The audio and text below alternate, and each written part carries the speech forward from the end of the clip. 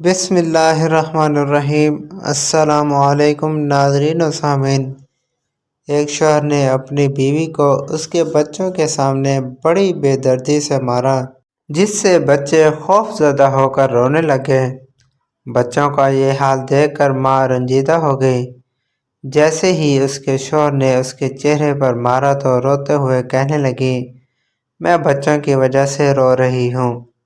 اور پھر اچانک کہا کہ میں جا کر تیری شکایت کروں گی، جس پر شوہر نے کہا، تجھے کس نے کہہ دیا کہ میں تجھے باہر جانے کی اجازت دوں گا؟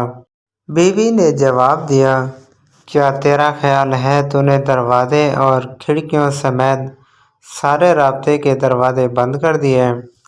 کیا اس لیے تو مجھے شکایت کرنے سے روک لے گا؟ شوہر نے انتہائی تعجب کے ساتھ کہا کہ پھر تم کیا کرو گی؟ تو بیوی نے کہا، میں رابطہ کروں گی۔ شوہر نے جواب دیا کہ تیرے سارے موبائل میرے پاس ہیں، اب جو تو چاہے کر۔ جیسے ہی بیوی حمام کی طرف لپکی، شوہر نے سمجھا شاید یہ حمام کی کھڑکی سے بھاگنے کی کوشش کرے گی، اس لیے بھاگ کر جلدی سے حمام کے باہر کھڑکی کے پاس کھڑا ہو کر انتظار کرنے لگا۔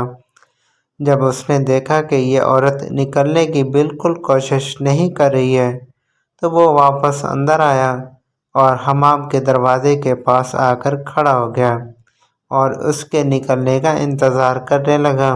جب وہ حمام سے باہر نکلی تو چہرہ وضو کے پانی سے تر تھا اور لبوں پر بہت ہی پیاری سی مسکراہٹ سجا رکھی تھی۔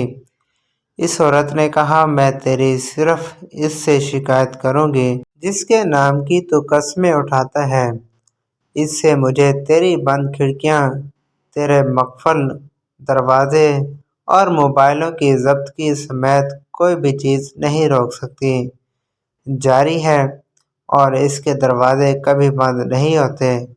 شوہر نے اپنا رخ بدلا اور کرسی پر بیٹھ کر خاموشی کے ساتھ گہری سوچ میں ڈوب گیا۔ اندر جا کر بیوی نے نماز ادا کی اور خوب لمبا سجدہ کیا۔ شوہر بیٹا یہ سب دیکھ رہا تھا۔ جب وہ نماز سے فارغ ہو کر اللہ تعالیٰ کی بارگاہ میں دعا کے لیے اپنے ہاتھوں کو اٹھانے لگی تو شوہر اس کی طرف لپکا اور ہاتھوں کو پکڑ لیا اور کہا کہ سجدے میں میرے لیے کی گئی بد دعائیں کافی نہیں ہیں۔ عورت نے پرسوز لہجے میں کہا کہ تیرا خیال ہے کہ میں اس سب کے بعد بھی جو تو نے میرے ساتھ کیا ہے اتنی جلدی اپنے ہاتھ نیچے کر لوں گی؟ شوہر نے کہا کہ باخدا یہ سب مجھ سے غصے میں ہوا ہے، میں نے قصداً نہیں کیا۔ بیوی نے کہا، اس لیے میں تیرے لیے تھوڑی دعا پر اکتفا نہیں کر سکتی۔ بد دعائیں تو میں شیطان کے لیے کر رہی تھی جس نے تجھے غصہ دلایا۔ میں اتنی احمق نہیں ہوں کہ اپنے شوہر کے ہی نقصان کے بارے میں اللہ تعالیٰ سے بد دعا کرتی۔